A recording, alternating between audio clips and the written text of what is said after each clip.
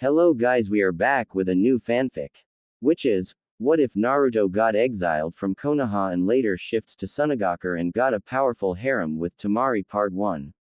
If enjoy this fanfic, please like and. Gaara was safe. The Akatsuki had taken the Shukaku, but Gaara was safe. That was all that mattered. Naruto stared at his stoic friend and a small smile crossed his face. It wasn't often that someone you knew died and then was resurrected. But Jinchurikis don't work inside the realms of normal logic. They are living reminders that they shouldn't be alive, that no matter what, they should have been erased years ago. Human sacrifices weren't supposed to last as long as they had. But this train of thought wasn't helping any, and Naruto knew that. Staring his friend in the eyes, Naruto raised his hand and offered it to Gaara. The redhead raised an eyebrow and used his sand to lift his hand and grasped Naruto's own firmly. Thank you, my friend, for saving my life. I am indebted to you. Temari and Kankuro stood behind their brother with grins on their faces. It wasn't often that Gaara showed this level of respect and warmth to anyone. Naruto merely nodded his head and clapped his hand on Gaara's shoulder. We have to go now, my friend. I'll see you again one day. As the rest of his group said their goodbyes and turned to walk away, a sudden cold feeling washed over Naruto and he turned to look at the form of Gaara several feet behind him. A foreboding sense of premonition washed over him and he didn't want to go home at the moment. Sakura, Kakashi, and the rest watched as he sprinted back over to Gaara and placed both hands on the Kaze's shoulders, alerting many to how close they were and causing many to fall into defensive stances. The goddamn Kazekage simply puzzled at the distressed look on his friend's face and unfolded his arms. What else do you need, Naruto? Ask, and if it's in my power, I shall help you. Gaara, I just had a bad feeling. I need you to promise me that if I ever need to, that I can come live here. I have a bad feeling about going back to Konaha, and I just don't know. Just say that I can come here if need be. A ghost of a smile crept onto Gaara's face and he clapped a hand on Naruto's right shoulder as Naruto dropped his own. Uzumaki Naruto, you are forever more welcome in Sunagakure. If you ever need help or refuge, we will welcome you with open arms. Naruto ducked his head and a single tear crawled down his face. At least, if worse ever came to worse, he was welcome in Gaara's village. Raising his head, he looked past his insomniac friend to the people of Suna and saw nothing but smiles and admiration. He closed his eyes again and stepped away from them all. He turned his head while walking away, and in the tiniest voice that carried on the wind, he whispered. Thank you all. I shall see you again soon. The mission to destroy Akatsuki did not go as planned. Jiraiya was able to live, but he lost an arm to pain. Sasuke and his hubby group had engaged Itachi and had not done very well. The gap between the brothers was still as wide as a canyon. Hubby had run away, carrying their wounded leader, and the Konaha nins had not been able to pursue. Their main concern was getting Jiraiya back to the village and having Tsunade fix him up. The mission was a failure. Better to regroup and come out alive, than to pursue a foe that could destroy them all. After much fussing and frantic crying from Tsunade over the stupidity of Jiraiya and his condition, the old hermit was fixed up and would be peeping on the girls again within months. Currently, he and Tsunade were sitting in the Hokage office with a very nervous Naruto.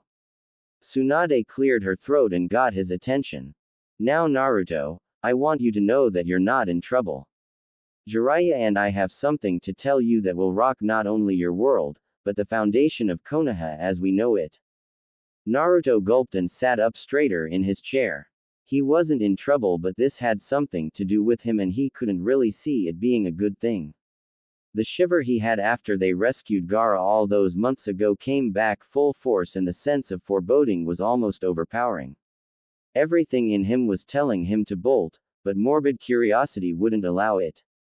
Signaling with his hand for her to continue, he readied himself. Naruto, this is about your parents, who they were, and what this means for you. A pin could have dropped and would have been heard with perfect clarity. The sound of inhalation broke the silence and Naruto was seen gripping the handles of his chair so hard that his knuckles were white. My parents. Who were they? Jiraiya smiled at his apprentice and he and Tsunade crossed the room to sit in chairs in front of Naruto. A conversation such as this demanded not that they be professional, but that they be compassionate to a boy who, for all intents and purposes, was like a grandchild to the both of them. Tsunade smiled and started again. Your parents, Naruto, were Namikaze Minato and Uzumaki Kushina, two of the most powerful ninja this village has ever seen. Namikaze, where have I heard that name before? It sounds so familiar. Jiraiya laughed and slapped the arm of his chair. It should sound familiar, brat, that's the name of your idol, the Yondaime Hokage. My father was the Yondaime Hokage. But, why was I never told? A sad smile came onto Tsunade's face as she patted his knee. Your parents didn't want you to get a big head, Naruto, because of who they were. They were humble people and expected you to be as well. It was your father's dying wish that you be seen as a hero, but we all see how that turned out. Your mother was beautiful, a loudmouth tomboy at heart, but a beautiful person. Despite the way you grew up, Naruto, you're one of the noblest people in Konaha by birth. Then why was I made to live like trash? I could have been adopted or something. Why did I have to be all alone? I don't think they wanted me to be all alone. Jiraiya sighed and sat back in his chair. A proud smile adorned his haggard face. Tell me, Naruto, do you know how you got that name? No. Your parents named you after a character in one of my books. I'm named after one of the characters in one of your perverted books. Great. That's just what I need to know now. Hey, that's not true. This was an earlier novel of mine that wasn't as well received. Your mother loved it though. It was a story of a brave warrior who became a hero to his village. In fact, it really resembled your life up till now. I wrote down the Toad Seer's prophecy and didn't realize it. This had piqued both Tsunade's and Naruto's interest, but only Tsunade had the voice to speak. Tell me, Jiraiya, how did it end? I never finished it. The publisher didn't like it, so I only got up to the point where the hero meets the villain pulling the strings behind the scenes and then nothing. The rest is a blank slate, Naruto. Your future is what you make of it. Do you have a picture of my parents? I want to see what they look like. The last two of the Sannin stood in motion for him to follow them.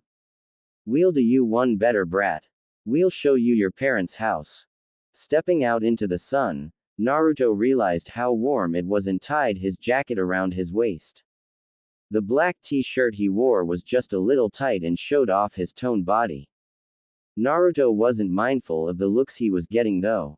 Today was one day he could care less. Today was the day he learned of his origins. Perhaps, just maybe, that premonition wasn't a bad thing after all. After marching through the village for what seemed like eternity, the trio stopped outside of a set of gates. Naruto stood in awe before his family's home, completely oblivious to the prodding of his two companions. Well, wouldn't you like to go inside and see what you have here? He merely nodded dumbly and padded after the two Sannin, up to the door and inside. Looking around, he noticed that the fact that his parents were humble people was very apparent. Instead of a clan house, it was a very quaint 4-bedroom home, just big enough for a couple wanting to start a family. It was a very homey place with leather furniture and wood floors, a fireplace, and a larger than average kitchen. Naruto spun round and round, taking it all in. He heard Jiraiya sigh and turned back to his sensei. You know, the last time I was here was right before you were born. I was in a bit of a slump and Minato and Kushina insisted that I stay with them until I was my normal, jolly self. I'd never seen them so happy, talking about what a great kid they were going to have. Hey, if they could only see the hellion you grew up to be, they'd have never been so upbeat. Tsunade and Naruto chuckled at his joke. Jiraiya was trying to be enlightening while sorting through his own memories. Your mother was beautiful, Naruto. Redheads are always feisty ones. You get your attitude from her. She never took shit from anybody, including me. She was always such a blast to be around. Minato, well, he's public knowledge. He was a prankster extraordinaire and a very powerful man. Of course, he wouldn't have amounted to anything without my training, but that's beside the point. I loved your parents as if they were my own children, and you, yourself, are my godchild. Then why didn't you come get me after it was all over? Naruto, I didn't step foot back in Konaha until that day you met me at the hot springs. You have no idea how shocked I was to see you. It was like looking at a fusion of Kushina and Minato, and yet, I didn't want to believe it. You couldn't be real. If you were alive, it was a painful reminder of duties that I had shirked. I'm sorry, Naruto. It's alright, Ero Sennin. I forgive you. I know all too well that the past is painful. Besides, meeting you in that way was a lot more fun and exciting than being raised by you. The three shared a laugh and eventually quieted back down. As he wiped the tears from his eyes, Naruto's vision settled on a photo of a red-headed woman and a blonde man, both in Junin uniform. Are they, is that them? Tsunade nodded and Naruto took the photo off the wall and sat in a chair, staring at it intently. He was indeed the vision of his mother in the face, while his hair and build resembled his father's. His chest began to ache and he had to set the picture down before he dropped it. Tsunade sat beside him and wrapped her arms around his shoulders. Now, don't cry. We have a lot of exploring to do and not much time to do it. We have a meeting with the council soon and you have to be there. What? Why? Because we're going to reinstate you as the last Namikaze. We have your father's and mother's will, your birth certificate, and several affidavits that say you are who you are. Unfortunately, for you to be reinstated as a clan after so long a period of inactivity, we'll need a majority vote from the council. After all, you've been registered as a ward of the state and an orphan since your birth. We have a lot of work ahead of us. Jiraiya nodded his head and clapped a hand on his shoulder. Just know, boy, that you've done a lot of good in your career as a ninja. Not many can do what you can. You're an asset to the village, and unless there are a lot of bigots and grudge holders on that council, then we'll have no problem. Now, what say we investigate the rest of this house? Naruto nodded and followed after them, a small frown on his face. That bad feeling was back again, and this time it was threatening to consume him. Tsunade had been arguing with the assembled council for a while now, and it was disheartening to say the least. Despite all the evidence, despite his shining military record, despite all he had done for the village, some still held a grudge against the fox and still saw him as the monster inside him. Jiraiya was ready to blow any second. This is how they treat not only a fellow shinobi, but also a child of noble birth. Gritting his teeth, he seethed to himself. If this had been Uchiha Sasuke, they would have kissed his so fast. Naruto sat against the wall by the door, his head hung low. This must be what the feeling meant. He was denied his heritage, all that belonged to him was lost.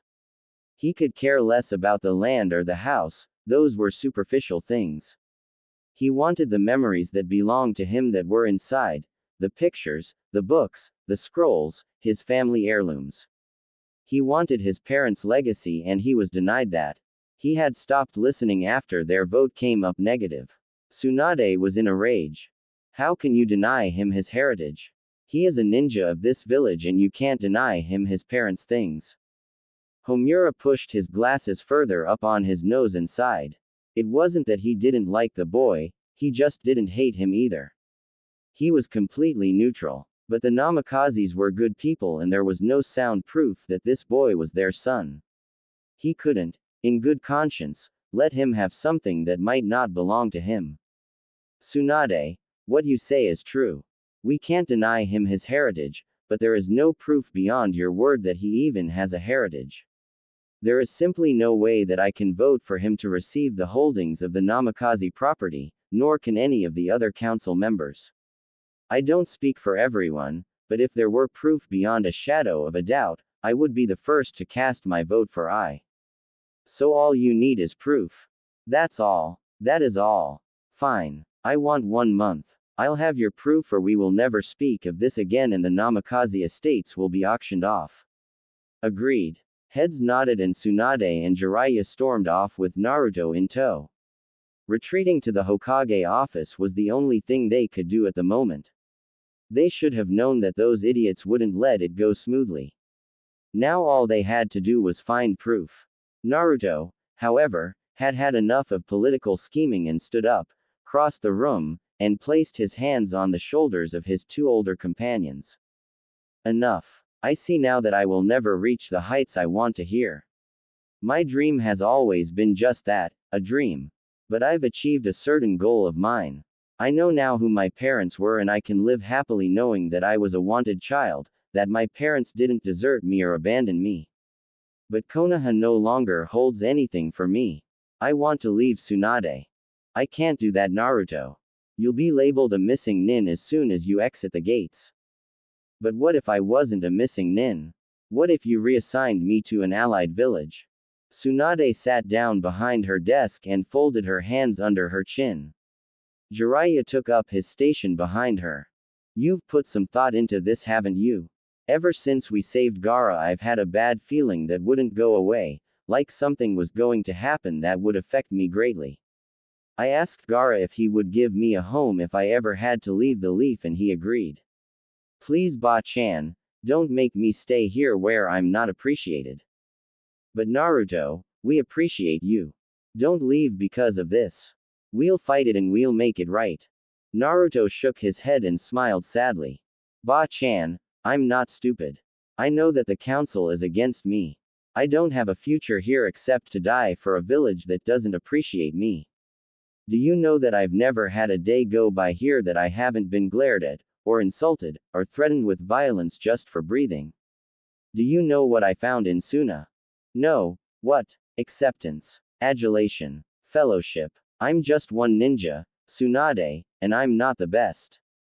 I'm powerful, but I know my shortcomings. I'm brash and loud and I don't think things through. Maybe in Suna I can find myself and I'll see you again one day, a better ninja and a better man. Please, Ba-chan. Tsunade swiveled her chair so that he couldn't see her face. Tears cascaded down her cheeks as she looked at Jiraiya pleadingly, as if asking him what she should do. He had no answer but a frown and a knowing nod, to which her tears seemed to redouble. It was true what Naruto said. He had no future here, he had no life. At least there, in Suna, the people didn't glare at him, they didn't hate him. And he had friends there, genuine friends who knew who and what he was. A happy thought flitted through her mind. Maybe there, he'd find love from someone who was as strong as he was, in mind and body. No one here would let their daughters near him, and his crush seemed so far away. Yes, perhaps this was for the best. She swung the chair back around and gave him a teary grin. Well then, when do you want to leave? I want to do some things first. They may have denied me my heritage, but I'm not leaving without a few things that are rightfully mine, council be damned. I want my family scrolls, I want my family's pictures, and I want my father's coat.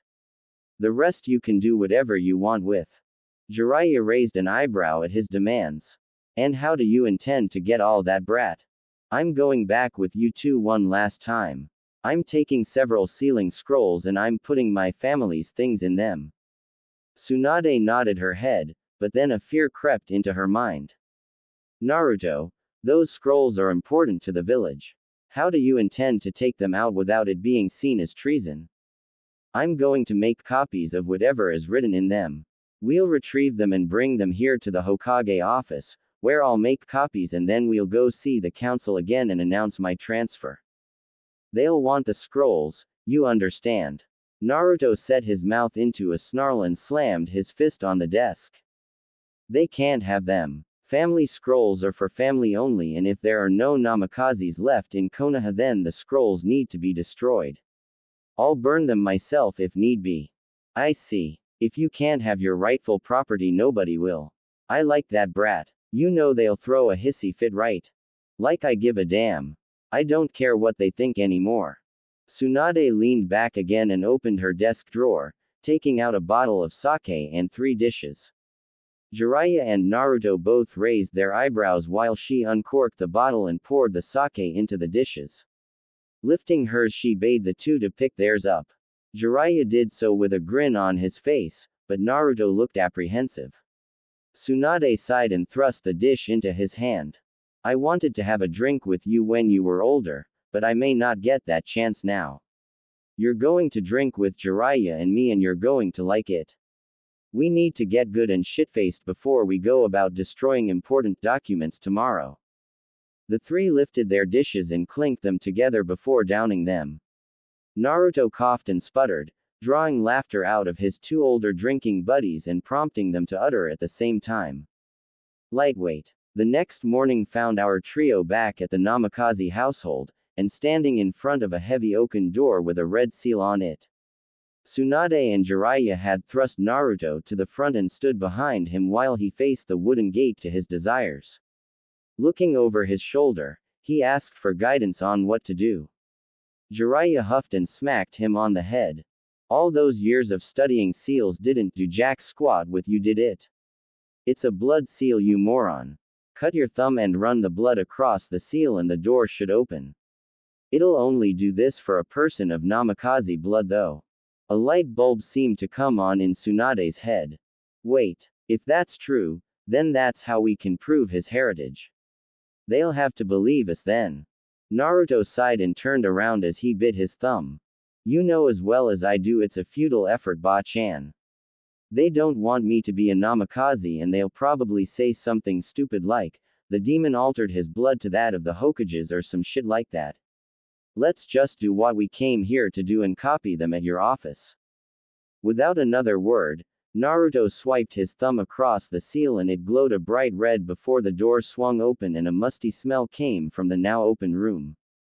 Coughing slightly, the three made their way in and stared in awe at the large amount of scrolls in the vault. Minato was a lover of knowledge and his library could rival that of the Hokage Tower.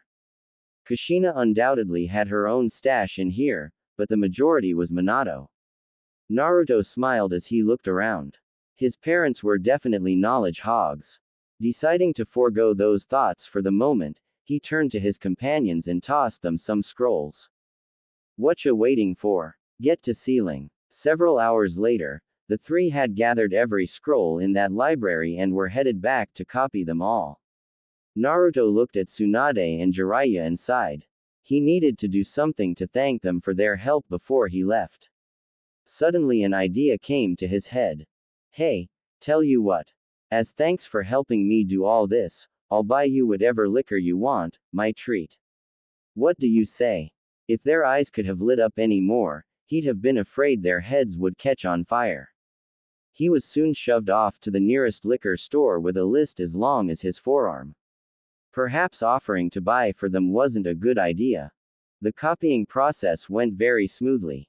After sitting there copying for about an hour, Naruto had gotten bored and summoned several clones to keep going while he took a break. Tsunade soon caught on and sent several as well. She wondered in the back of her mind, if that applied to Hokage paperwork too. Jiraiya, with his one arm, had to concentrate hard to get just the right amount of energy, but was able to make 2 clones to take over his workload. The rest of the evening was spent with the three getting drunk off there, while Tsunade sent a message to the council to meet again in 3 days. Maybe by then, Naruto would have enough time to look over everything he wanted and get what he needed.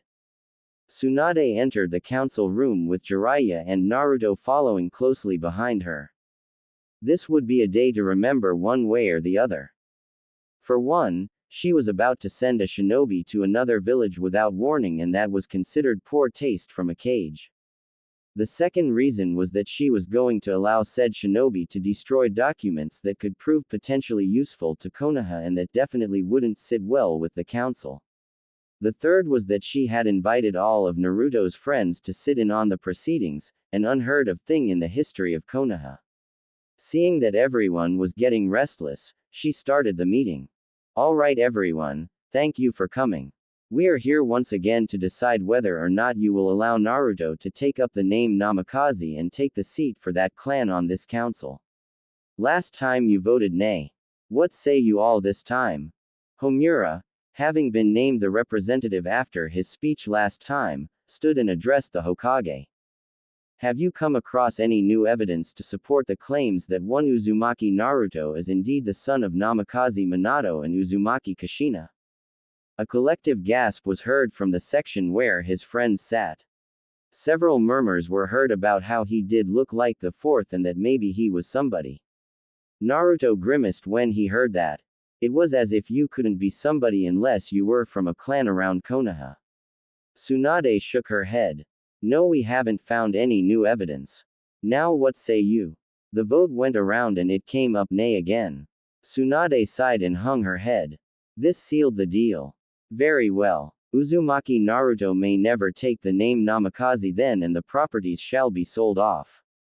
This is the final decision of this council and may not be overturned. I shall now allow Naruto to take the floor as he has something of interest to tell you all. Naruto. He nodded his head and walked to the front of the room. Taking a rather large scroll from his back, he bit his thumb and swiped it over the length of the scroll, dumping out several more on the floor. Bending his knee, he picked up one and passed it to the council member closest to him. These are the family scrolls of Namikaze Minato and Uzumaki Kushina. As they are family scrolls, they cannot be allowed to fall into the hands of any untrustworthy people either in or out of Konaha. I have brought them all here to destroy them in front of the council, that they may never be used for ill. All the council members blanched at that and began to call out. Homura raised his hand, calling for silence. Whence did you come by these scrolls, boy?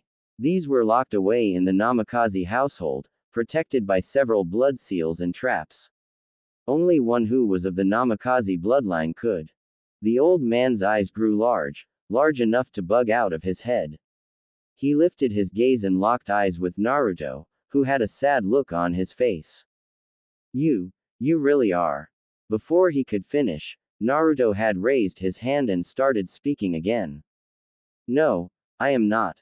That was the supreme decision of this council.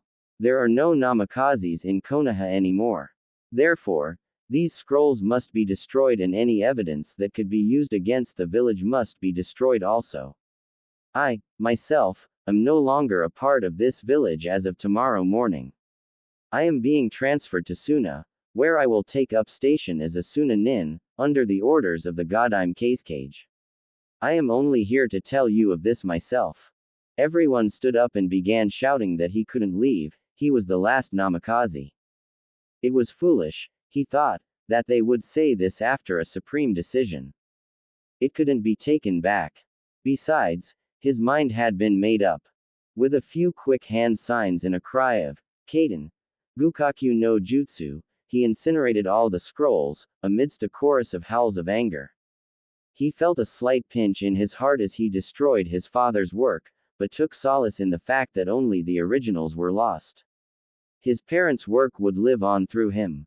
He turned to the council member who clung to the tiny scroll and held out his hand.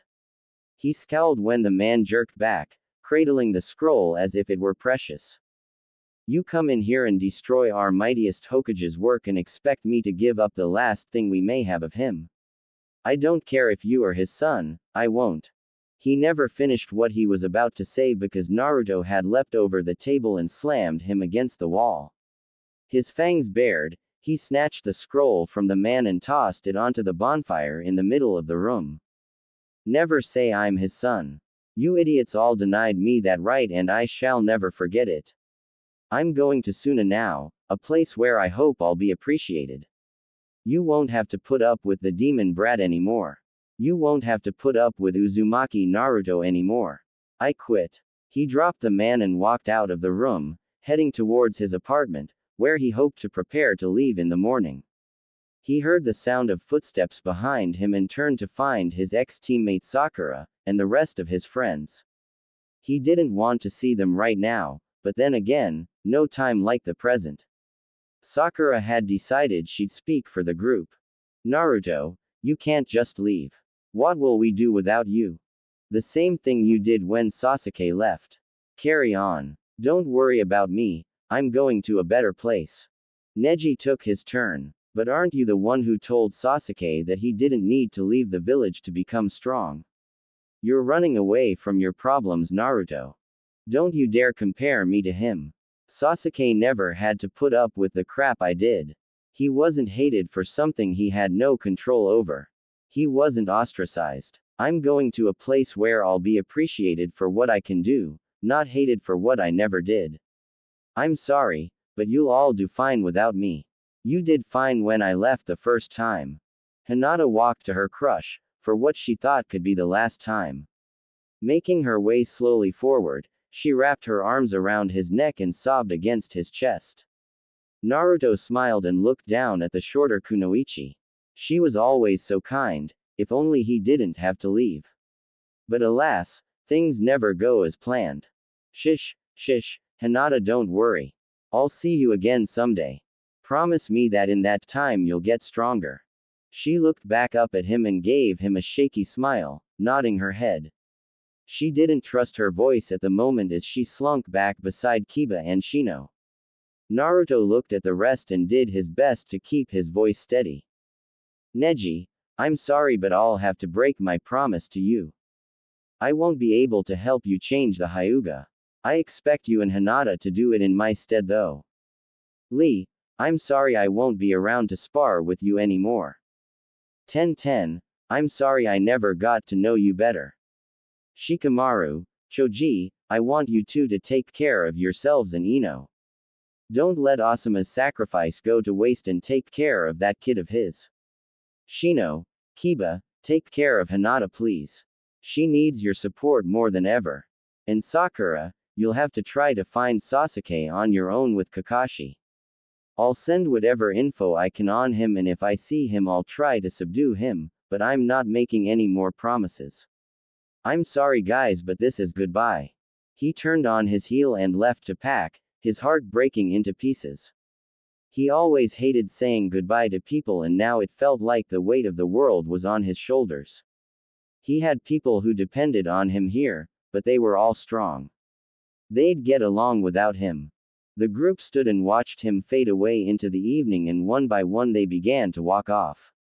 The last to leave was Sakura. She couldn't believe that yet another of her teammates had left her all alone. She walked home sobbing to herself and thinking that if only he hadn't been denied what was rightfully his, this may have never happened. Naruto stood at the gates at sunrise, eager to begin his journey. Beside him stood Tsunade and Jiraiya, the only ones to come to see him off. Jiraiya had given him the last book of his series and made him promise to read it when he got a girlfriend. Naruto made a silent promise that if it was any good like the old pervert said, he might buy them all. Tsunade had nearly broken down in tears and hugged him until he turned blue. She was sniffling and hiccuping the whole time, and it took Jiraiya grabbing her to make her let go. She turned and glared at the one-armed man, promising pain later. Looking back at the young man before her, she smiled one last time and gave him a kiss on the forehead. That was for good luck. Now, you'll let us know when you get there, right? Of course. I'll have Gaara send a messenger bird. Are you sure you don't want us to notify him beforehand? Yeah, I want this to be a surprise. Well, I better go. Naruto turned to walk away before he remembered the one thing that he had promised to do. Oh yeah, Ero Sennin. I need you to do me a favor. And what's that? I don't think I should have the Toad contract anymore. After all, it's a Konaha contract and it needs to stay in Konaha. That's not up to me, kid, that's up to Gamabunta. It's his contract. Well, we better take care of this right now then. With a quick cry of Kuchio's no jutsu, the chief toad appeared. I don't see any danger. Why was I called here? Down here, chief. Ah, Uzumaki. What do you want? I need to cancel our contract. I'm leaving Konaha. If Gamabunta could have looked any more surprised, it would have been comical. He merely looked at the boy with hurt in his eyes and asked the inevitable question. Why? Because I'm not appreciated here. I'm leaving and I think it's dishonorable to take a Konaha contract with me. I'm sure Ero Sennin can find a suitable replacement. Gamabunta's gaze turned sad and he knocked his pipe out on the ground. There aren't many like you, kid. And you're right. I did agree to serve those who serve Konaha. No way I can convince you to stay. I'd rather you be my summoner than one who is unworthy. Sorry, Chief, I can't.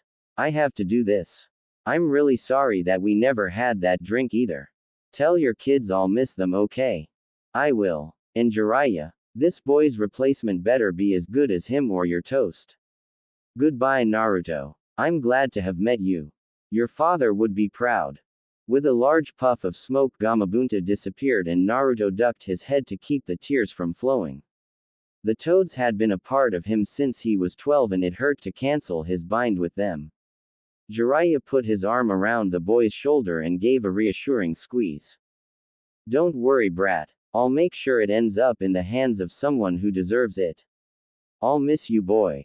Hi, I'll miss you too. You'll always be my favorite godparent. Jiraiya choked on a laugh and stood back, wiping the tears from his eyes. Tsunade stepped forward for the last time and wrapped him in a hug. I'll miss you, Naruto. I really will. Come visit sometime, okay? I will, Tsunade. I most definitely will. And next time, you're buying sake, okay? She laughed and stepped back beside Jiraiya, who put his arm around her shoulder for support. For once, Tsunade didn't berate him, she just leaned in and took what she could get. With a wave over his shoulder, Naruto was gone into the coming light. They watched him until he faded away, his white coat melting into the morning sun. It was like looking at the back of Minato all over again. Tsunade wiped away one last tear and looked up at Jiraiya, who looked down at her with a smile, which quickly faded as he saw her feral grin. Now then, what have I told you about grabbing my? As Naruto jogged on, he kept thinking he heard the screams of a pervert in the distance. The thought brought a smile to his face as he marched on to his new home. Hopefully, some things would never change. As Naruto trudged along the path, his thoughts went back to what he had learned earlier that week. His parents were good people, honorable people, and they had loved him. He was not happy with his father's decision to stick a demon inside him, but it was a hard thing for a man to decide to do. Do you decide that the life of your child is worth more than an entire village, or do you take the adage that the needs of the many outweigh the needs of the few to heart? It was a troubling question and he didn't know if he had an answer to that. His father had been in a compromising position, and if he were placed in the same, he didn't know what his solution would have been. People stared at him as he passed them by. He had forsaken his orange jumpsuit. It was a reminder of what he had left behind in Konaha, a childhood that needed to end as soon as possible. It was time for a fresh start, and he had started that with a change of clothing. Wearing beige baggy pants, a black long-sleeved shirt, black sandals, and his father's battle coat with the sleeves shredded, he was quite an imposing figure. The tall collar of the coat shielded him from prying eyes somewhat, and for that he was grateful. He wasn't out of Fire Country yet, and there were undoubtedly some people from Konaha who would recognize him. He shifted the pack on his back and straightened up slightly. It was hard for him to cancel his contract with the Toads, but he felt it needed to be done. That contract had been in Konaha for quite a while, and it just felt wrong taking it away. Even if Jiraiya never found someone to summon them again, the contract would stay in the vaults until someone was deemed worthy. He mourned the loss of his friends from the Toads, but it was for the best. He wanted a fresh start in everything. Perhaps he'd find a new contract somewhere and it would rival the Toads in power. After a couple days of walking, Naruto found himself at the border of Fire Country and River Country. He grimaced when he remembered that that was where they had found Gaara, dead on the ground with Deidara on top of him. It was not a happy memory, even if his friend was saved in the end. It was just a reminder that those bastards were still out there, even if they were weakened at the moment. He growled deep in his throat and some people walking by him turned and stared. He didn't notice and just kept walking. Thinking about Akatsuki wasn't going to help any. He needed to keep his thoughts about him, and look toward the future. He stopped about halfway through River Country for the night and made camp. He suddenly wished he hadn't been so hasty in giving up the Toad contract. Gamakichi would have made a good companion on the trip. He sighed and rested his chin on the folded arms supported by his knees. He hoped that his new life in Suna would be a happy one. At least he already had some friends there to make the transition easier. But going from an environment full of life and flora and fauna to one filled with never-ending sand and wind was quite a system shock. He stared into the fire and watched as the flames crackled and danced. He'd done so much in the past few days and it made his head spin. Deciding to try to bore himself to sleep, he summoned one of his mother's scrolls and began to read. Several hours had passed and he still wasn't asleep, but that was more from excitement than from a need of rest. This particular scroll was all about his mother's gardening ability. So that was where he got his affinity for botany. She had several tips for dealing with several different types of plants. He was intrigued with the idea of imbuing plants with chakra to make them grow and sending chakra into the ground to make grassy patches. If he saved up enough money to buy a plot of land in Suna, that would most definitely be a useful tactic. Snapping the scroll shut, he laid down and was soon asleep. Morning came earlier than he wished and he went about his morning ritual. He got out the picture of his parents and prayed that their souls were safe. He had heard over the years about the fate of his father and only hoped that Kami would have mercy on his and the other Hokage's souls. It wasn't fair that such noble men were forced to suffer while monsters such as Akatsuki roamed the earth with no repercussions. He ran his fingers over the faces of his mother and father and let a single tear fall. His dream now, besides living a full life and having a family, was to meet his parents in the next life. He stared at the faintly twinkling stars in the morning sky and wondered if perhaps two were his parents. Shrugging off those thoughts, he wolfed down his breakfast of fruits and bread, sloshing it down with water. He used a Doden jutsu to bury the remains of his fire and cleared away any evidence that he had been there. Shouldering his pack again, he continued down his path to Suna. He felt a familiar feeling the closer he got to the border and soon realized that he was close to the cave where the Akatsuki had taken Gaara. He shivered and shook himself to rid himself of the feeling. He didn't ever want to go back to that cave. He imagined the remains of Sasori were still there, what little humanity he had left rotting away with the ravages of time. Yes, he would definitely avoid that place. Soon the greens of river country began to fade and the sands began to creep in. He had looked down when he heard the first crunch of the granules under his sandals. This was his new home. When he was truly in the country, actually in the desert, he had stopped and sniffed the stifling air, trying to acclimate himself to the heat and bareness. He would definitely have to try that gardening method of his mother's. For the moment though, he didn't want to be caught in a sandstorm and Sunagakure was a few hours away.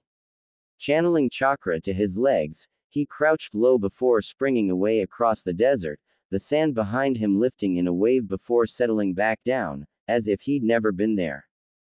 Gaara sat in his comfy chair, glaring at the mountains of paperwork that lay before him. He had taken the job to attain that which Uzumaki, no, his friend Naruto, had in spades. The power of caring, the power of forgiveness, the power of making a friend and protecting those he thought precious. He wanted to be someone of import, someone precious to the people, and he wanted to protect them. He stared hard at the papers and tried to incinerate them with his eyes. It was no use. This was how the people thanked him for being the cage. They gave him multitudes of paperwork and expected him to sit in an office all day. He sighed as he sat back.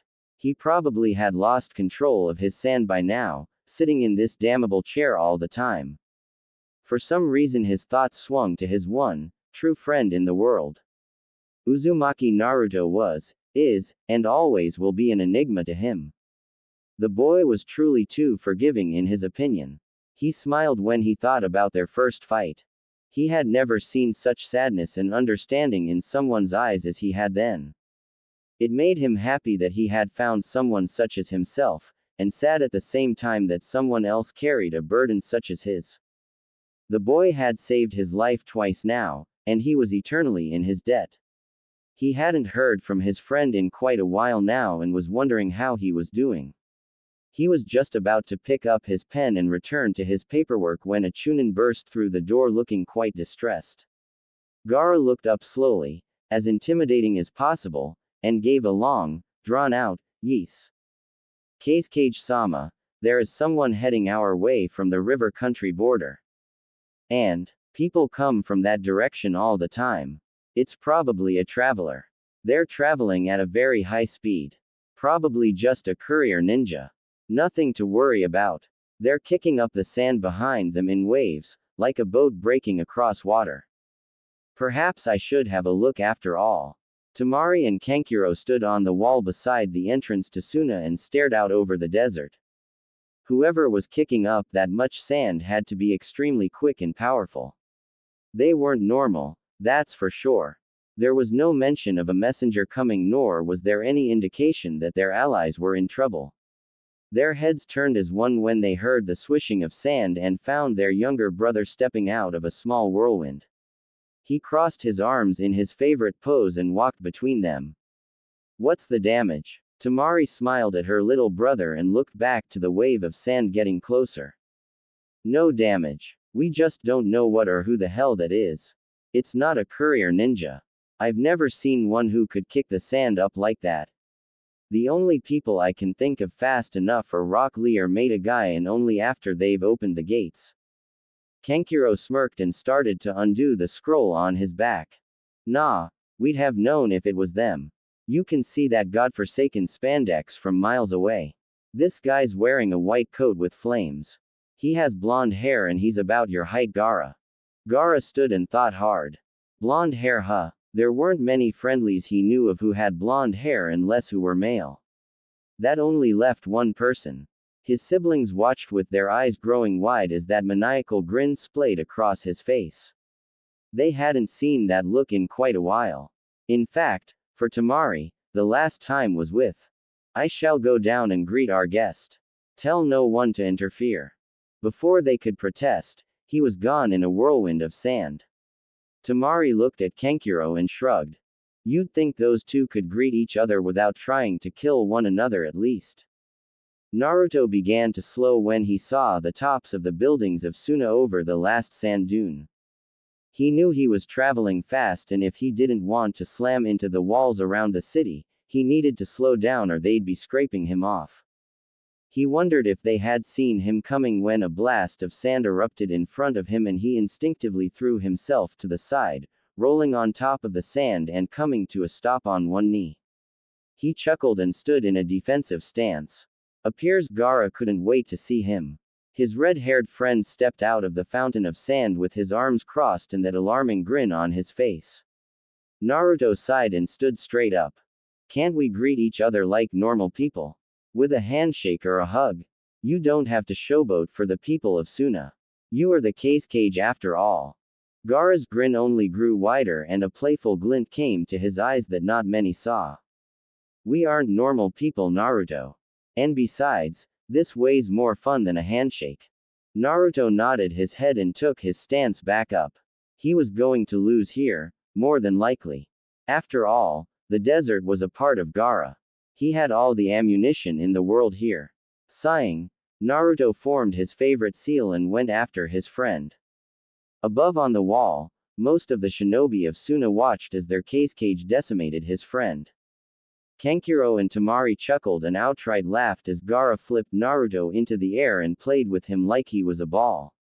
They admired the boy for not allowing his demon to come into play. If he had, the fight would have been over before it started, and even Gaara knew that. But the two were just playing, and that was evident, since Naruto managed to get in a few glancing blows. Temari heard a kunoichi beside her sigh dreamily and turned her head to the young girl. "Something wrong?" "Of course not, Temari-sama. I was just thinking that the Keisuke and that other guy are very handsome." Temari and eyebrow and looked back out at the two flipping around. Well, the blonde was flipping around. Gaara was just standing there, although she knew he was enjoying himself. "What makes you think the blonde is handsome?" I can't even really see him from here. His build. He's average height but he has broad shoulders and an athletic build. Not too big but not too small. Besides, neon blonde is a very exotic color for hair. I wonder if it's natural. Temari didn't answer, she just turned back to what was left of the fight. Gaara currently had Naruto upside down by the ankles and was talking to him face to face. From the easily seen grins on both their faces, she could tell that they were having a pleasant conversation. Suddenly, the upside-down blonde stuck his tongue out and disappeared in a poof of smoke, and the real Naruto sprang up from the sands and put Gaara in a headlock, while giving him a noogie. Throwing her hands up to her mouth to choke back the laughter didn't help, as Kankuro and her howled while the rest of the Suna nin sat in awe at the man manhandling their cage. Gaara had changed much in his time since the Shukaku was taken from him. While in front of his people he was still the cold, emotionless bastard he was from his youth. Around friends and family he could smile a little and relax. It helps when your best friend is a hyperactive idiot hell-bent on everyone having a good time. Their roughhousing completed, the two stood and Gaara brought them over the gate on a platform of sand. Naruto felt a little uncomfortable with all the eyes on him until he remembered that no one in Suna hated him that he knew of. He was about to say hello when he found himself enveloped in a hug from Temari. Welcome back to Suna, Naruto. I hope you plan to stay for a little while. I've actually come to talk to Gaara about that. We're going to his office at the moment. Sorry, but I'll catch up with you two later. Me and the insomniac have things to discuss. Gaara muttered under his breath that he was standing right there as he and Naruto shunshined into his office. Naruto took in the unassuming room and smiled. If everything went as planned, this is where he would be receiving his orders from now on. He turned to his friend, who had taken up his station again in that comfy chair. Gaara motioned for him to sit and he let himself melt into the leather chair. So, to what do I owe this honor, Naruto? You don't make it a habit of visiting without reason. Naruto took a deep breath and looked the Kazekage in the eye. He told him the whole story behind his leaving, who his parents were, everything. At the end, he decided to drop his bomb. I want to become a Suna shinobi. A Senbon needle could have dropped and Gaara wouldn't have noticed. This was almost unheard of. A Konaha nin willingly coming to Suna was a genuine surprise. Of course, his natural curiosity was piqued. Why? The council denied me my heritage and birthright. I couldn't live there anymore, and I remember you saying that I could come here any time. I want to be a ninja under your leadership. But what of your dream? Does Tsunade know of this? Why here? Yeah, Tsunade knows. She signed my release forms. I need your approval though. I'm still a genin after all, and that rank would carry over here. I guess I'd have to take the Chunin exams again. No, you wouldn't. I'll make you a Chunin right now. But Naruto, what about your dream?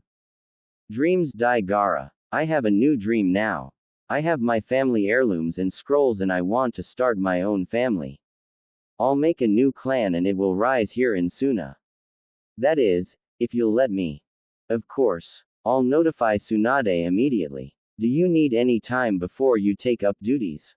Just a little. I have a fair sum of money saved up and I wanted to buy a plot of land if I could. I just want to relax for a bit and read through my parents' scrolls. I want to know them a little better. Well, until you're ready you may stay at my family's compound. Temari and Kankuro still live there and I don't think they'd mind you staying. I'll have to warn you not to eat Temari's cooking. She's a horrible chef. Kankuro's passable, but not by much. If you're a better cook, I suggest you offer if you don't want to starve to death. Thank you, Gaara. I promise you I'll never let you down. The two stood and shook hands before Gaara summoned Temari to escort Naruto to the Sabaku compound. As the two blondes left, he smiled and sat down while writing his letter to Tsunade. You've never let me down before, you idiot. I don't expect you to now. Now the question is, where to put a new Chunin? Temari kept cutting her eyes to the man walking beside her. She couldn't help but appreciate his looks once he was out of that jumpsuit. The coat definitely made him look familiar, like she'd seen him in a book somewhere. She couldn't put her finger on it though, and it bothered her. Her analytical mind just couldn't let go of a puzzle, and Uzumaki Naruto was definitely a puzzle. So what's it like at the Sabaku compound? She nearly didn't hear him, she was so lost in her thoughts. It's alright. I have to put up with Kankuro and his puppets, but other than that it's nice. Gaara takes care of us. We never want for anything. I see. How are you and Shikamaru doing? Temari narrowed her eyes and turned to face him, making him stop. Putting her hand on her hip, she shifted her weight to one leg. There is no me and Shikamaru. He's a competent person, but he's not boyfriend material. Hell, you're more boyfriend material than he is. They walked on in silence for a few minutes, but Naruto's prankster side couldn't let something like that slide. Boyfriend material, huh? Maybe I'll take you up on that later. The rest of the way was filled with a sputtering Temari trying to regain her dignity while Naruto laughed his off. He was going to have so much fun with the Sabakus. They were way too uptight. Temari ushered him into his room and shut the door after him, after giving him a hug and welcoming him to his new home. She left with a smile on her face, muttering about blonde idiots. Naruto sighed happily and looked around his room. Home, sweet home. Gaara meanwhile was putting the finishing touches on his message. He looked it over and nodded to himself. Yes, that would do nicely. Tsunade-sama, I accept the enrollment of one Uzumaki Naruto in my ranks of Suna shinobi. I believe he will make a wonderful addition, and I thank you for giving him the option to come here peacefully. Worry not, my siblings and I shall watch out for him and make sure he doesn't get into too much trouble. I am sorry for your loss, as he is one of your best shinobi, but from what I have heard, most of Konaha will not mourn. One man's trash is another man's treasure after all. Please send all records of him via a courier as soon as possible. I thank you again, and please, do visit sometime. Naruto would like that, I'm sure. Godime cage. Sabaku no Gaara. He tied the message to a bird's leg and sent it off toward Konaha. Life was definitely going to get more interesting with Naruto here. As Temari walked down the street, back to the cage tower, she kept thinking over what Naruto had been picking on her about. She had never really had a boyfriend. All the guys in Suna were too scared of her and her brothers to ask her out. Besides Shikamaru, who was a total lazy, and Naruto, there weren't many who weren't afraid of her family. As she climbed the stairs, she thought it wouldn't be a bad idea to take him up on his offer, even if it was jokingly. She'd have to let him get settled in first, but then she'd spring her trap. As a fellow wind user, he'd be fun to train with, and she'd heard through the grapevine that he had imbued a powerful jutsu with wind manipulation. Yes, she'd definitely have to train with him. As she stood before the door to Gaara's office, she smirked as she had a brilliant stroke of genius. This teach that little asshole to make fun of her.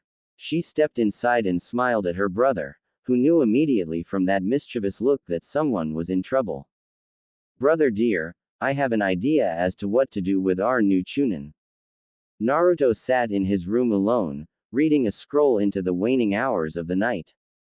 Gaara had stopped by earlier and said that he had sent a message and would give him a week to get settled in before he would be assigned to his new post.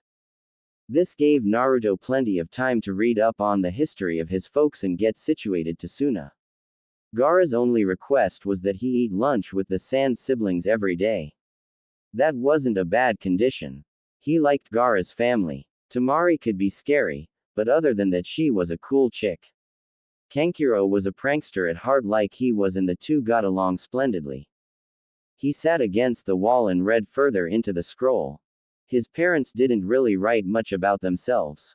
It was mostly about their techniques, but any good ninja could garner much about a person from just that.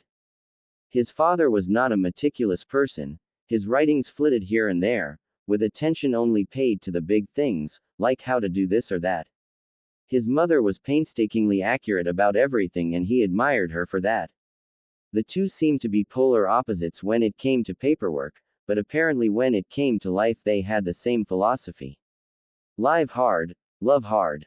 He sighed and banged his head against the wall. If only they could have lived. The next morning found Temari waking up to a wonderful smell. She didn't think about what she was wearing as she and Kankuro were the only ones in the house. She had forgotten about Naruto overnight and walked into the kitchen wearing only an oversized t-shirt and her panties. Eyes half-lidded, she yawned and stretched as she said, "Good morning," to the shape at the counter. When she didn't hear the familiar grunt of her brother, she cracked her eyes a little wider and they flew wide open when she saw who was cooking. Clad only in boxers and a muscled shirt, was Naruto, flipping pancakes on his griddle and bacon frying in another. The two stood dumbfounded, just staring at each other. Temari, admiring his well-toned body and unnatural tan, liking the way his hair hung limp without a headband and the way the whiskers on his cheek made him seem feral. Naruto stood admiring those legs of hers, well-defined and toned, and thinking that her chest must have gotten bigger since he last saw her. He his head to the side, completely oblivious to the fact that he was staring and drank up her face. She was definitely cute, although she could be bossy when she wanted. They would have stood there for quite a while until a gruff voice came from behind her. "You're burning breakfast, Naruto. Pay attention. Temari, put some pants on." Temari looked down at her attire and shrieked before rushing back upstairs to get dressed. Kankuro looked at Naruto's blushing face and died laughing. It was going to be so fun teasing those two. He accepted the plate that Naruto handed him and smacked his lips appreciatively when he took his first bite. "This is really good, dude. Temari can't cook this good." "Shut up, asshole." She appeared at the door again, this time in her black battle kimono. She glared at the blonde boy, who blushed again and turned back to the stove. She smirked at his back and sat down at the table, looking longingly at Kankuro's plate. He eyed her and put an arm around it protectively. "Wait your damn turn. This grub is mine. You could share, you know. I am older than you.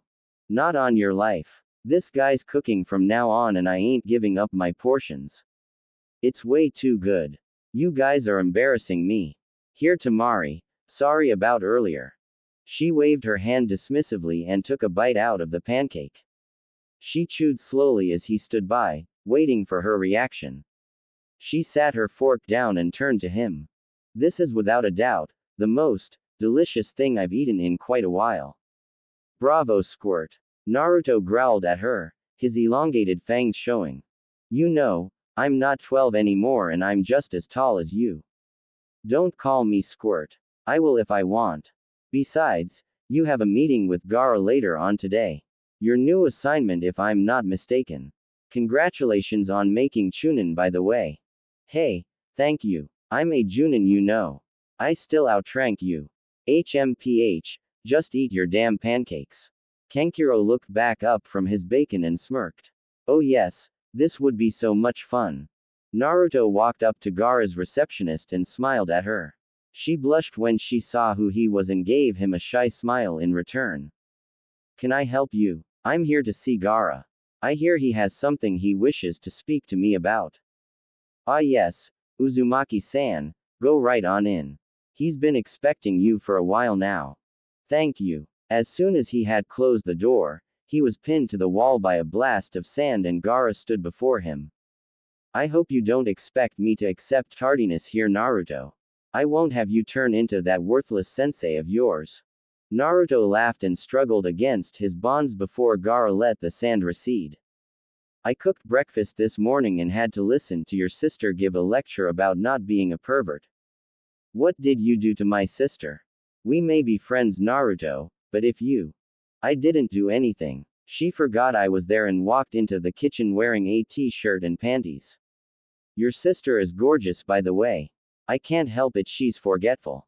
"Indeed. Now sit, if you please." Once they were settled in, Gaara took up his arms crossed pose. "I sent off the message that you had arrived to Tsunade last night. I requested all your records and they should arrive soon. Now then, I have called you here because of your new assignment."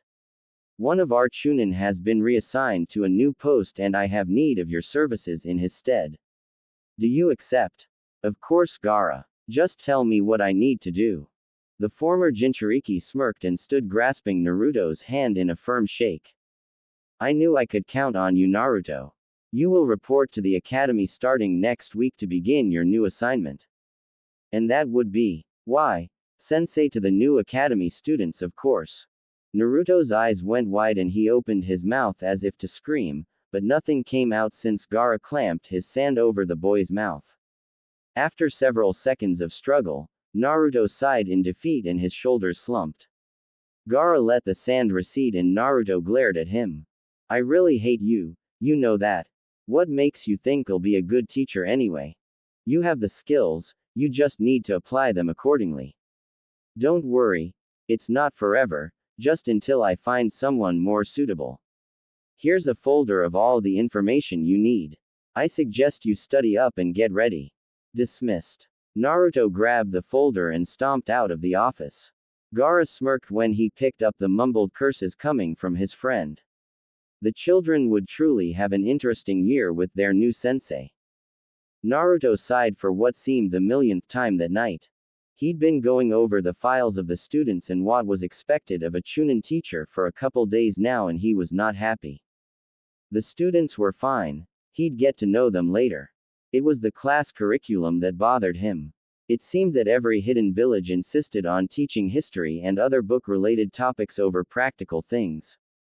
He scowled and leaned against the wall. He was going to change that with his class, consequences be damned. Knowing that you were responsible for teaching children how to be ninja, even if it was just the basics, was a huge burden. He wouldn't send them off.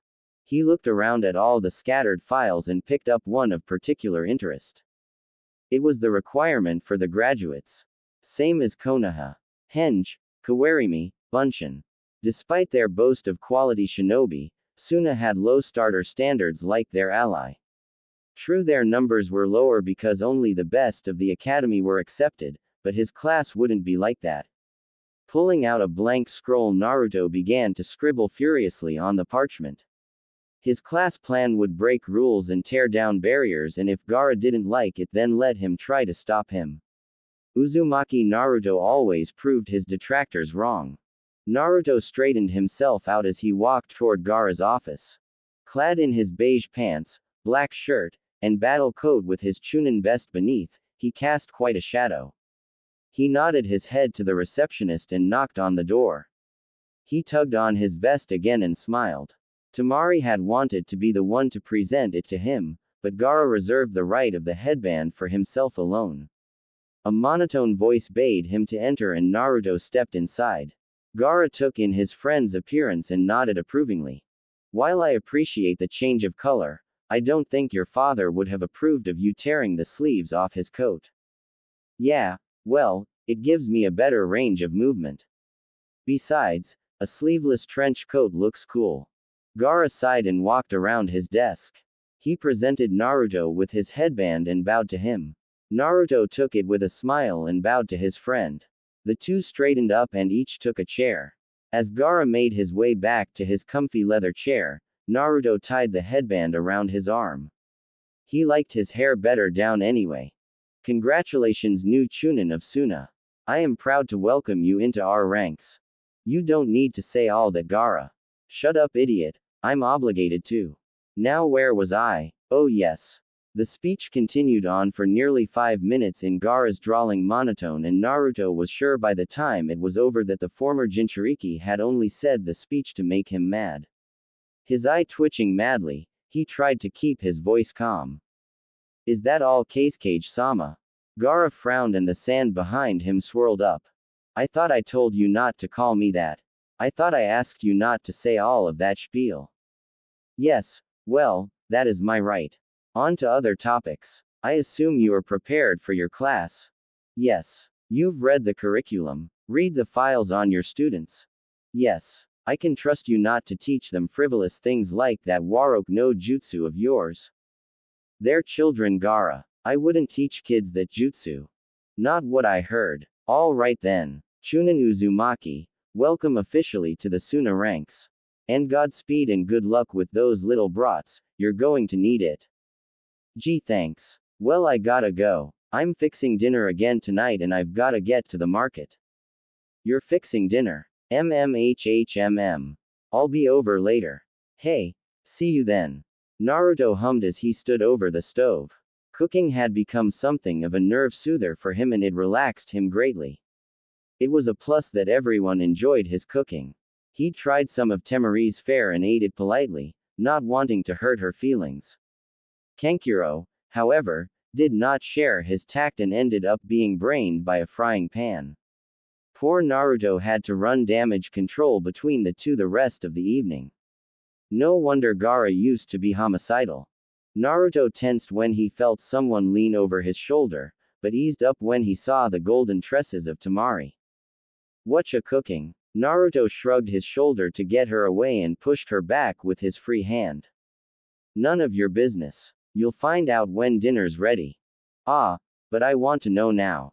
Well, tough shit. I'm not spoiling the surprise, but if you keep bugging me I won't make dessert either. The blonde beside him disappeared immediately. She absolutely adored the desserts Naruto had made in his short stay at the compound and had put a whole cake away by herself. She complained of an aching stomach the next day and Naruto berated her for being such a pig, earning him a knock on the head from her battle fan.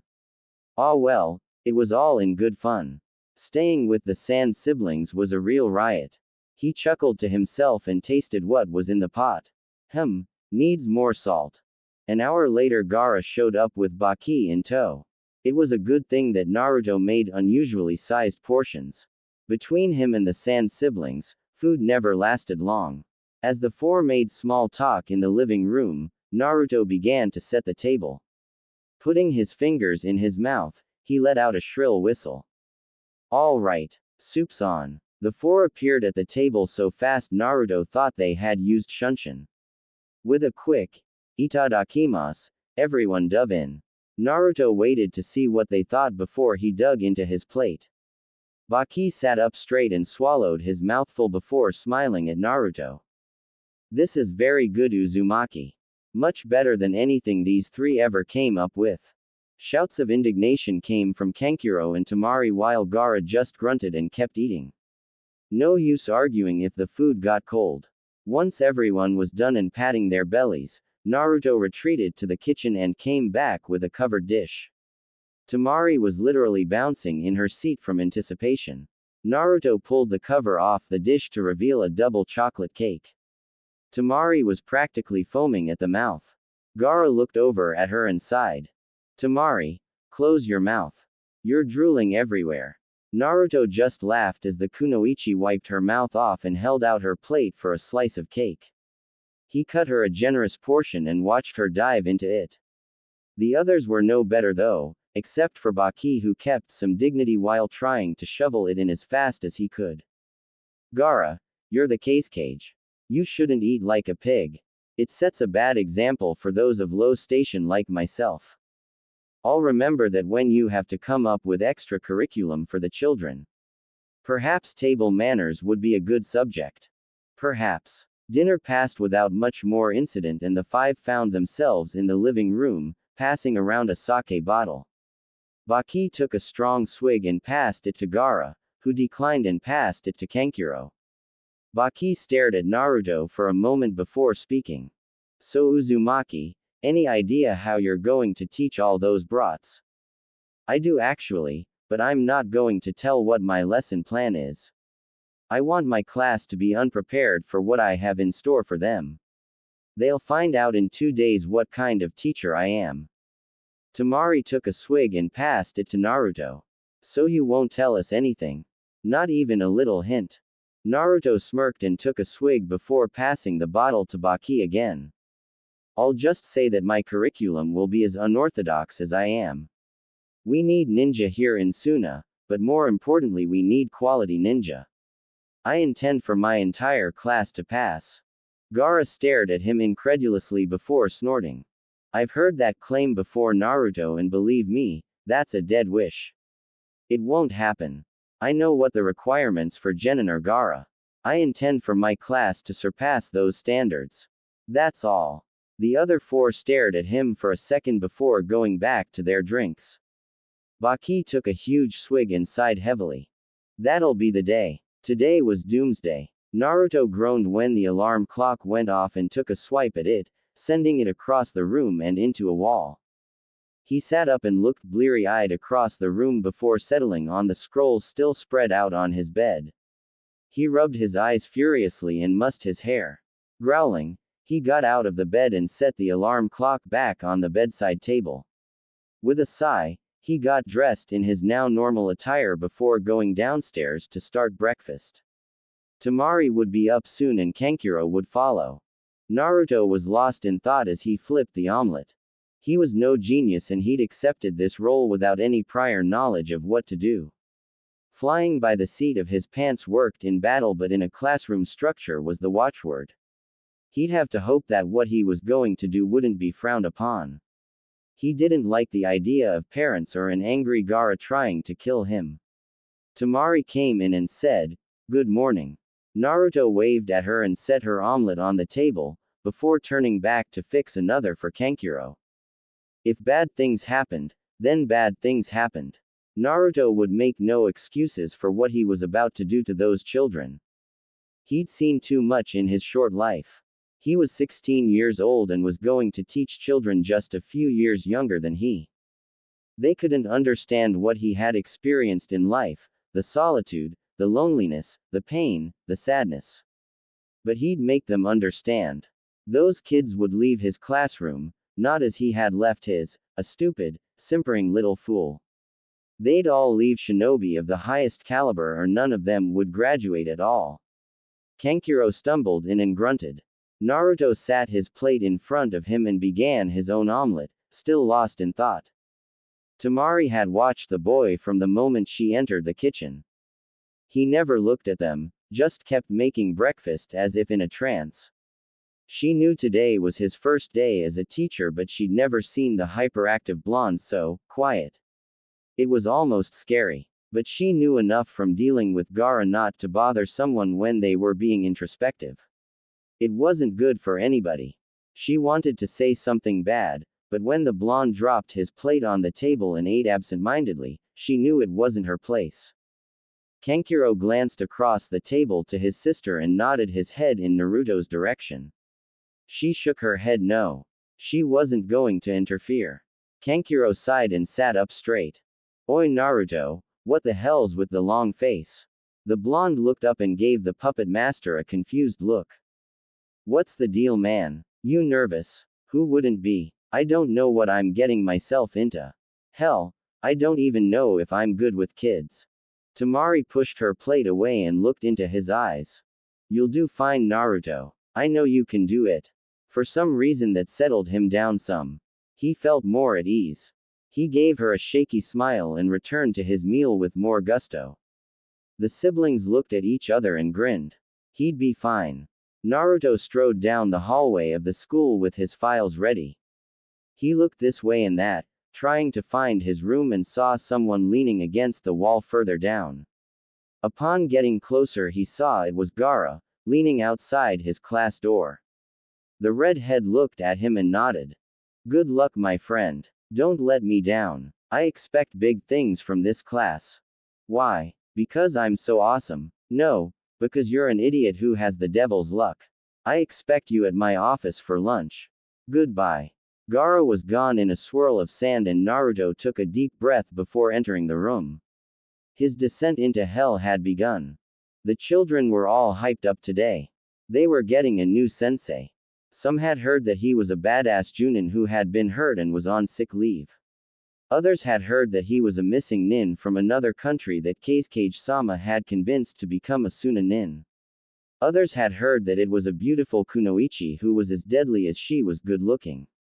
None of them were even close. They all looked up when they heard the door latch turn. The room grew quiet as the door opened, revealing a teenager clad in beige pants, a long-sleeved black shirt with a chunin vest over it and a sleeveless white trench coat with red flames around the bottom.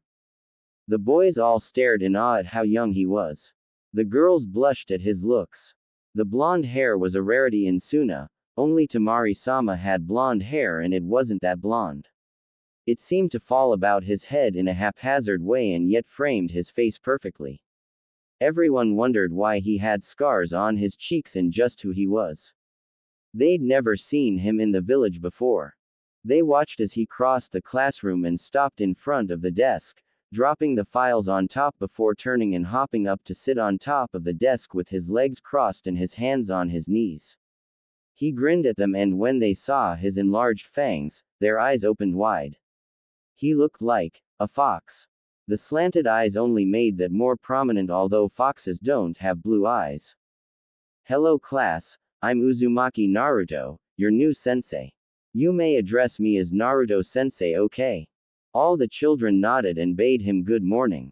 Naruto smiled at them before hopping off the desk and standing straight as an arrow, his hands behind his back. Now that the pleasantries are out of the way, let me tell you a little about myself. I am the Jinchuriki for the Kyuubi no Yoko. I have a fox demon inside of me just like Kazekage-sama had inside of him. Before any of you freak out, I have the situation under control. I just want you to know that so that if any of you are going to make this a problem, leave now. He paused to see if any would leave. None did. That was a good sign. Good. We might work out all right after all. Tell me, what are the requirements to be a genin of Suna? A small girl raised her hand. Naruto nodded for her to speak. To do the henge, kawarimi, and bunshin, and to also pass a written test. Naruto nodded and the girl sat down pleased with herself. That is correct. That is Suna's graduation exam. But it is not mine. The kid's eyes flew wide open and their ears perked. I don't merely mean to make you genin. I plan to make you ninja. Fully functioning ninja by the time you leave this classroom. You, in the front row, what is in that textbook? History, sir, along with theories on the lower level jutsu. Give me that. The student walked forward and handed Naruto his book. He flipped through it, made a disgusted face, and tossed it on the floor. Everyone, take your textbook and toss it into a pile. Once everyone had complied, he made some seals and burned them with a kaiden jutsu. The children all stared in horror. What the hell was this man thinking? If you want to study that, do it on your own time. I plan to make you children strong, stronger than the genin in Konaha, stronger than Iowa, stronger than any other genin in this school. When you leave my classroom, you will be able to stomp the shit out of any student from this academy outside this classroom. Fighting amongst yourselves will not be tolerated. Am I clear? If you have an ego, if you're a fangirl or fanboy, if you're just an idiot with a chip on his shoulder, get out. I have no use for you. I was an idiot when I was a genin. I thought I had something to prove. I left the academy greener than a grasshopper's and thought I was king of the world. Let me tell you kids something. The world isn't fair. I'm the first to admit this. I'm a human sacrifice, kids. I've been beaten, I've been tortured, and I've nearly been killed. The ninja world is not pretty and some of you may die. I'm not trying to scare you, but that's the way the world is. Don't think being a ninja is cool, don't think it is noble. It's a job. It's a service to your village. To most you are a tool. Personally, I don't believe that. Emotion can't be wiped out. It's what makes us human. I want you to know that I don't play favorites. I will be working with each and every one of you personally. This class is a team effort. If you have illusions of grandeur, if you think you're better than your classmates, get out. This is the golden rule of my class. Everyone passes or nobody passes. And we will do this over and over and over again, until everyone passes. Am I clear? Every head nodded dumbly. Naruto smiled and his smile made the children relax more. I've seen favoritism and what it can do to a team. I won't let that happen to my students. If one of your classmates is struggling, help them. It's better for you in the end. If you can't get your chakra under control, ask someone who's good with control to help you. If you need to build up your reserves, then get with someone who knows ninjutsu. If you at hand-to-hand combat, find a classmate who can kick your and work with them. That works the other way around too. Offer to help. Don't sit by idly while someone struggles. If I see you doing that, I'll kick you out of this class so fast, even medical jutsu won't be able to take the boot print off your cheeks. The children all laughed at that and Naruto's smile grew wider. Not to say there won't be bookwork or homework assignments. I just prefer to work on the practical things. History, to me, is a hobby. Knowing how many hairs were on the Shadaime cages isn't going to help you mid-battle. Knowing how to beat the shit out of your opponent will. Now I'll take questions until we have to leave. Don't tell me your name though. I don't want to know them. Why not, sensei? Because then that would mean that I had a personal attachment to you, and as a sensei who is going to grind you into the ground, I'd rather not know you all personally, otherwise I might decide to go easy on you. Are you going to teach us lots of cool jutsu? I have a very limited repertoire at the moment, but I will teach you what I can. Remember kids, a ninja never stops learning. He's always learning something new, something useful. What jutsu I do know are powerful though. At one time, I had the Toad contract, but I gave it up when I left my village. What village are you from originally? I'm from Konaha. I left there for personal reasons that I won't divulge to you kids. What's the biggest toad you ever summoned? The chief toad Gamabunta. The children all gasped and began to whisper amongst themselves. Naruto his head and asked what the problem was. Nothing, sensei. It's just that Kage-sama was beaten by a boy who could summon toads during the failed invasion of Konaha. We've heard that he's friends with him now though. Naruto put on his foxiest grin and put his hands on his hips. Yeah, I whipped Gaara's pretty good. If the children were dumbstruck before, then they were comatose now. No way. That was you. You beat the Kage. When we were children, yes. But I don't want to talk about that now. Why not? It's not my place to tell of the defeat of the Kage. He's my friend and I won't belittle him by talking about things in the past that don't affect us now. Naruto looked around the room and saw that their questions were coming to a close. Any more questions? Just one. Can you show us your jutsus? Naruto grinned and walked to the door. He turned in the doorway. Let's take a trip outside real quick. Some of mine can be a bit destructive. The kids filed outside quickly and blinked against the nearly noonday sun. Naruto coughed to get their attention. I'll show you two of my favorites and after that we'll go home for the day.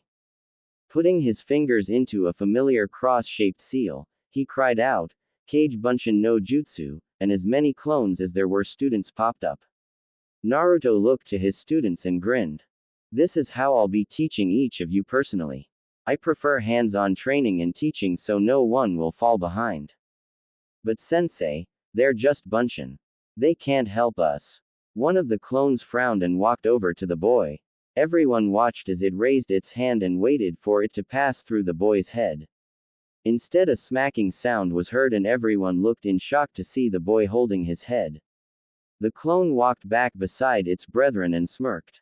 As you can see, these are Kage Bunshin, not regular Bunshin. They are quite solid and have my knowledge and ability. When they are dispelled, I learn everything they learned and I keep the knowledge.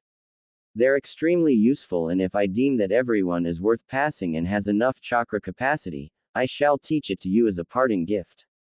The children seemed to be salivating at the chance to learn such a powerful jutsu. Sensei, what about the second jutsu? Ah yes, my other favorite. This is difficult to learn and I will not teach any of you this. It takes an insane amount of control and power and you simply aren't ready. Even I can't do it without the aid of a clone. He held out his right hand and a clone stepped forward. Slowly blue chakra began to form in his hand and took the shape of a sphere as the clone maintained it. Naruto ran toward a large piece of an old wall and thrust the sphere into it, blowing it to smithereens.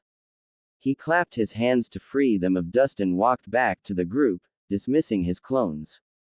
He turned back to the kids and ushered them back inside, ignoring the heads poking out of the windows to see what the hell was going on. Once inside the classroom, he took up his station at the desk again. Now look kids, I'm not going to lie to you. This is my first time as a teacher and I don't want to screw up. I promised Gaara that I wouldn't let him down and I intend to start with this class. Suna needs good shinobi, dependable shinobi, and this class has the potential to be one of the best ever. Take the rest of the day off and think about whether you want me as a sensei or not. I'm unorthodox, I'm brash, but if you're willing to learn, I'm willing to help you. If you'd rather wait till next year when you can have a seasoned chunin teacher, then I won't blame you. We'll be going by ear here. We'll still have tests by the way, but that will be on things I think are important. Personally, I think genin exams are a crock. I myself can't create a simple bunshin. I have too much chakra. I have a friend back home who can't use jutsus, but he's still one of the best ninja I've ever met, and on a good day he could kick anyone's from here to mist and back and never have that smile of his leave his face. We will accentuate your positives and work on your negatives. Remember, this class motto is, no one is left behind. Now get out of here. I got other things to do and a lesson plan to work on. The children filed out as if in a daze, and Naruto left after them, wondering if he was doing the right thing. As soon as the door was closed, a genjutsu dropped and the Sand siblings stood in the corner. Temari turned to Gaara and saw that he was deep in thought. So, what do you two think? Kankuro took up a thinking pose that looked unnatural on him, but this was an unorthodox thing to begin with. I think he'll either make or break these kids. Naruto was always a do-or-die kind of person. Personally, I think the academy has been due for a shake-up like this for years. What do you think, Temari? I think he'll do fine. I actually like his approach. It reminds me of Baki-sensei. Gaara, what do you think? Gaara didn't answer for several minutes. He just stood there with his arms crossed until that small smile made it onto his face and his siblings stared at him waiting for his answer. I hope Naruto bakes another dessert tonight. I seem to have acquired a sweet tooth. He disappeared in a swirl of sand, leaving two baffled Junin. After the shock wore off, Temari smiled at Kankuro as they walked out of the room. He'll do just fine. And I hope he bakes a cake tonight too. That boy's a damn good cook. Kankuro took a sip out of his canteen. Then why don't you rope him and take him out? Temari looked up as they walked and waited until Kankuro took another sip of water before answering. I just might. I saw him in boxers, remember? He has a great. Poor Kankuro nearly died from choking. Naruto did indeed bake a cake that night and everyone was very appreciative. He retired early to his room to think about what he'd done that day. He laid on the bed with one arm on his forehead, staring at the ceiling. Had he done the right thing in telling those kids the truth? Had he been too harsh in telling them the ugliness of the world? He sighed and rolled over to look at the clock. It was late and he needed to get to sleep. He rolled back onto his back and sighed again. I guess I'll find out in the morning. Walking to class was somewhat of a chore for Naruto. It seems that people had heard of his speech to his students and the results were mixed. Most of the ones who he assumed were parents, or people who were the age of the parents of his students, gave him dirty looks. The older folks and ranked ninja gave him appreciative looks. Apparently, being spontaneous and brash was a double-edged sword when it came to teaching. At least they didn't outright hate him. Walking peacefully was another new experience to him. In fact, most greeted him or gave him a polite nod. Having the cage as a friend was a good benefit apparently. He thought back to the night before and Temari. She had smiled at him more than she usually did and had destroyed his dessert with passion, even growling at Gaara when he tried to take the last piece. Naruto smiled in spite of himself. It wasn't every day you saw Gaara startled like that. He stepped into the school and greeted everyone he met with a smile. One of his fellow teachers walked up to him and stuck out her hand. Hello there. I'm Urameshi Kari. My class is the one down from yours. I have to say, your little demonstration yesterday was quite a shocker. Is that a good thing or a bad thing, Urameshi-san? Kari, please, and that's a good thing. It's nice to have a teacher that the students actually look up to and don't disrespect. Look up to? Hey, if they look up to me, they don't know me yet. My students will hate me by the time I'm through with them. Why's that? Because of the regimen I'm going to put them through. I'm sorry to cut our conversation short, Carrie-san, but I have to get to class and so do you. I look forward to speaking with you again. Carrie watched as he paced on down the hall, the heels of his shoes thumping against the wooden floor. Interesting guy. Naruto walked into his classroom and took up his position at the desk again. He was pleasantly surprised to see that all his students had shown back up. They were indeed a surprising bunch. He'd expected at least 4 or 5 to not come back. He smiled at them and walked to the blackboard. Good morning, class. In unison, they all chanted, "Good morning, Naruto-sensei." His smile grew a little wider. Naruto-sensei. Yeah, he liked the sound of that. He faced them again and put his hands behind his back. Now do you all remember what I spoke of yesterday? Good, good. Today will be our first official day of training.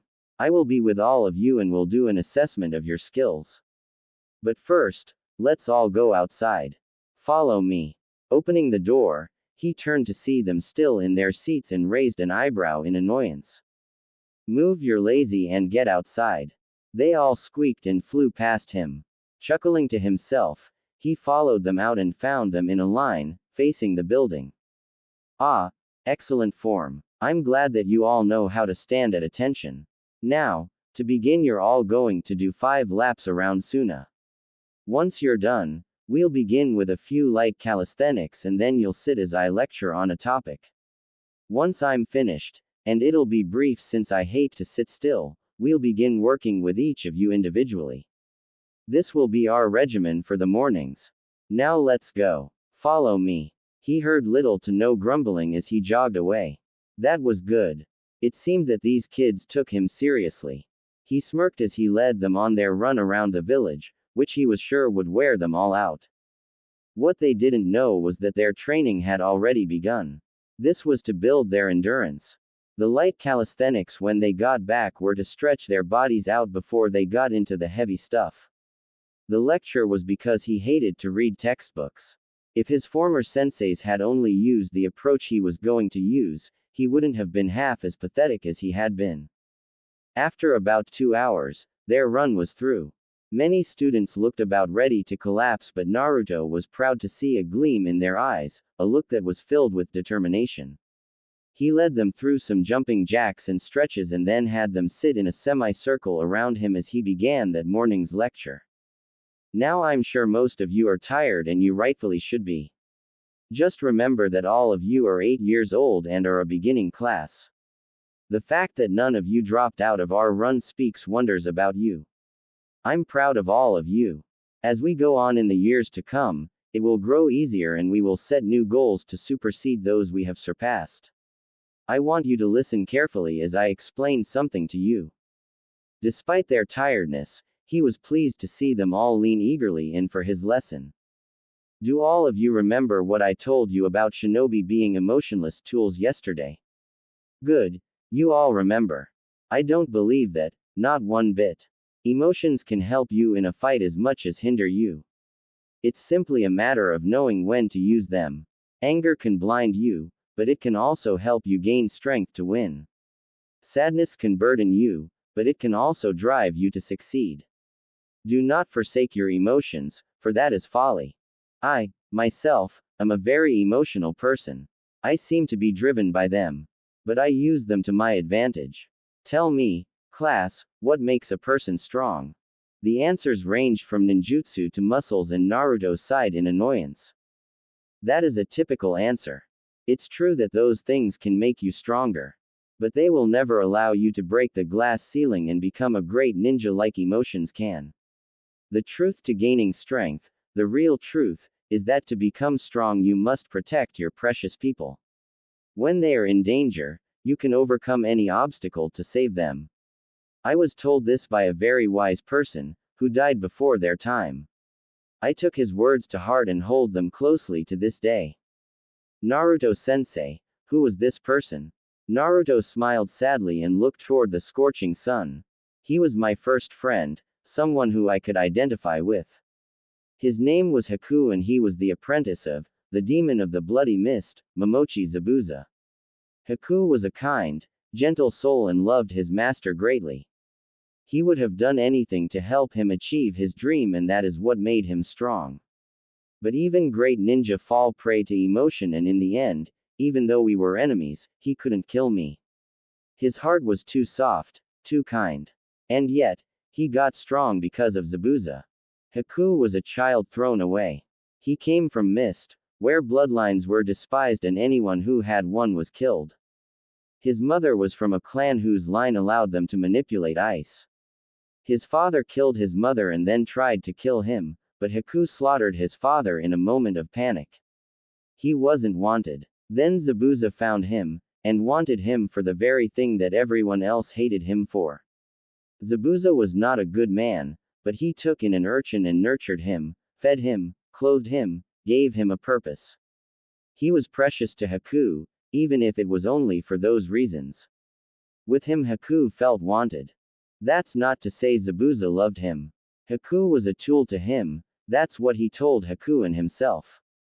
But deep inside, Haku was the son he never had, and it pained him to see Haku die. The day Haku died, snow fell in a land that had never seen snow, and Zabuza died, wishing with all his heart to see the boy in the next life. I hope he made it there. I hope those two are together, and I hope they are happy. Purity. That's what Haku was, pure as the snow, and with the snow came a pure start for a country on the brink of decline. Naruto looked at his students and sniffed. I hope you all take Haku's words to heart. Shinobi are not gods, we are men and women, flesh and blood, and we take life and we give life. We love and we hate, we kill and we protect. But never forget that to become strong, you must protect those precious to you. If you aren't strong enough to defeat someone, then it's because you haven't found someone precious enough to you yet. When you go home today, I want you to think about who is precious to you. Tell those people you love them every day, because as a ninja, you never know when your last day will be. Think of those you will leave behind and honor them every day. I'm an orphan. I had no one until I was nearly 12 years old. But here, in Suna, I hope to forge a loving relationship with someone. I want to find precious people here. I have 3 already, but I want more. Love is meant to be spread, hatred is meant to be contained. Never take your life for granted. This is the lesson for today. Think about your goals as a ninja, and before that goal, make this your golden rule. Protect those precious to you. If you do that, you will never fail, no matter what you do. And you will all be splendid shinobi. Naruto looked out over his students and saw that they were all deep in thought. He couldn't believe how good teaching felt. It made his heart swell to know that he was molding these children, that his teachings would guide them in life. Clapping his hands to get their attention, he summoned enough clones so that each child had one. Today we will work and see where your chakra control is. Once that is found, we will begin exercises to build up your reserves. We'll work on taijutsu tomorrow. I'm not the best at genjutsu, but I'll find a genjutsu specialist and we'll have them help us. Now then, let's split up. The children all picked a clone and spread out. Some were passable with chakra control, while others were abysmal. A couple actually had rather decent control, but he chalked that up to small reserves.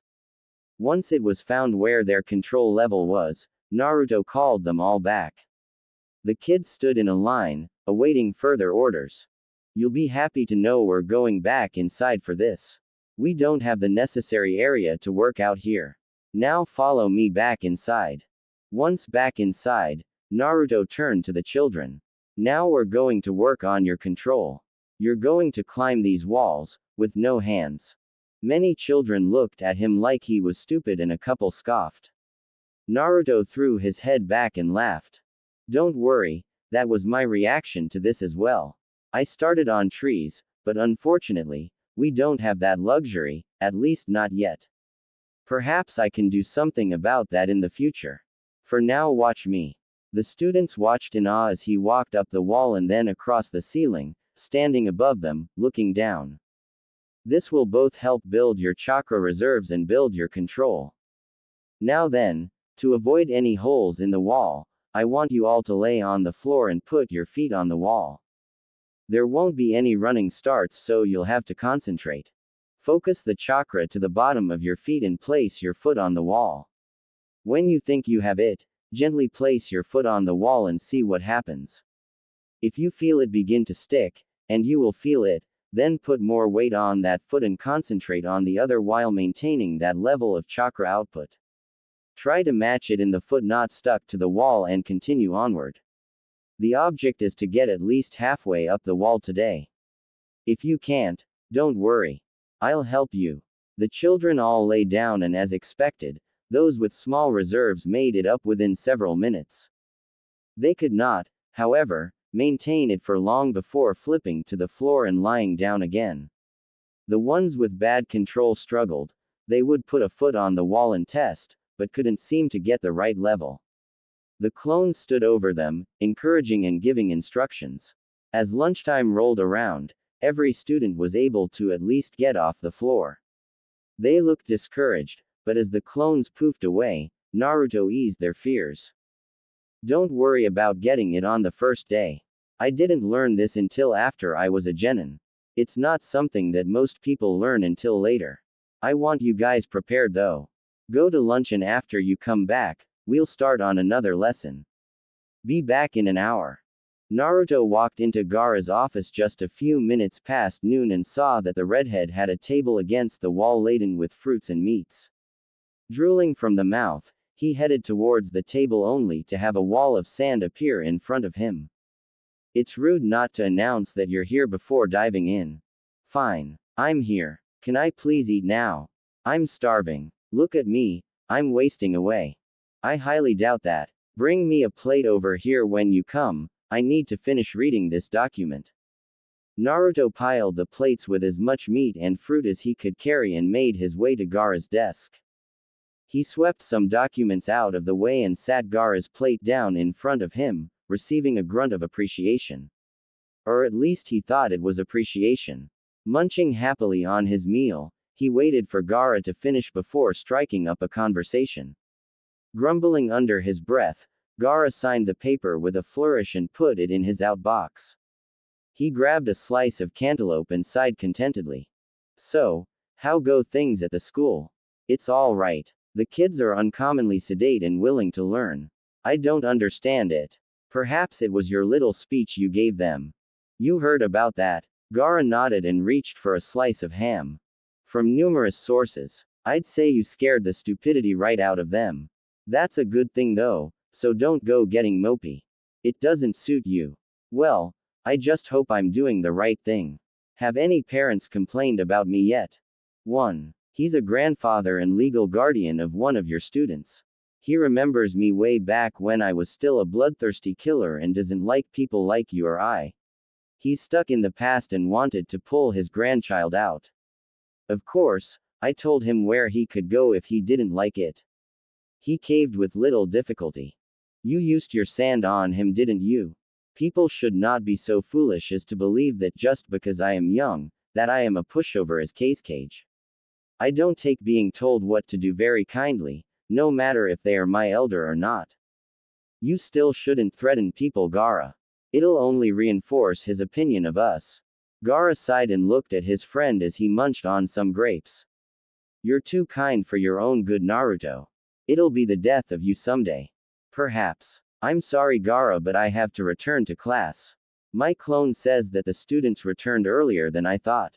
Very well. I shall see you this evening perhaps, if my duties don't keep me here all night. All right. Later.